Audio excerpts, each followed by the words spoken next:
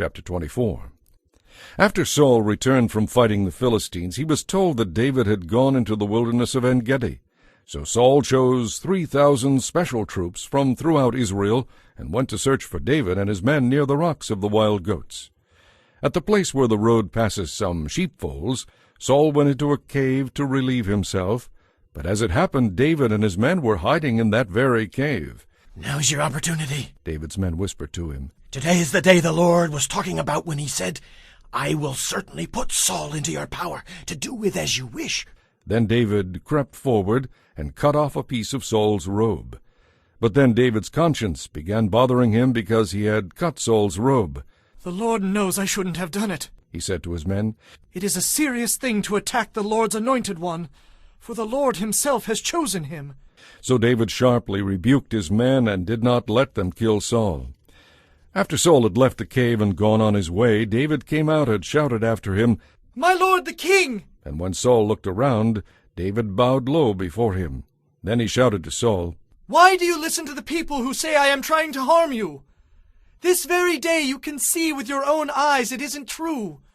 For the Lord placed you at my mercy back there in the cave, and some of my men told me to kill you. But I spared you, for I said, 'I will never harm him. He is the Lord's anointed one.' Look, my father, at what I have in my hand. It is a piece of your robe. I cut it off, but I didn't kill you. This proves that I am not trying to harm you, and that I have not sinned against you, even though you have been hunting for me to kill me.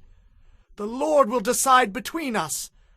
Perhaps the Lord will punish you for what you are trying to do to me, but I will never harm you. As that old proverb says, 'From evil people come evil deeds.'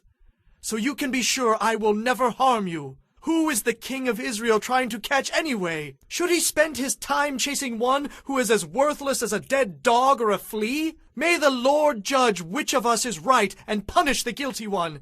He is my advocate, and he will rescue me from your power." Saul called back, "Is that really you, my son David?" Then he began to cry. "You are a better man than I am, for you have repaid me good for evil. Yes, you have been wonderfully kind to me today, for when the Lord put me in a place where you could have killed me, you didn't do it. Who else would let his enemy get away when he had him in his power? May the Lord reward you well for the kindness you have shown me today. And now I realize that you are surely going to be king, and Israel will flourish under your rule. Now, swear to me by the Lord that when that happens you will not kill my family and destroy my line of descendants." So David promised, and Saul went home. But David and his men went back to their stronghold.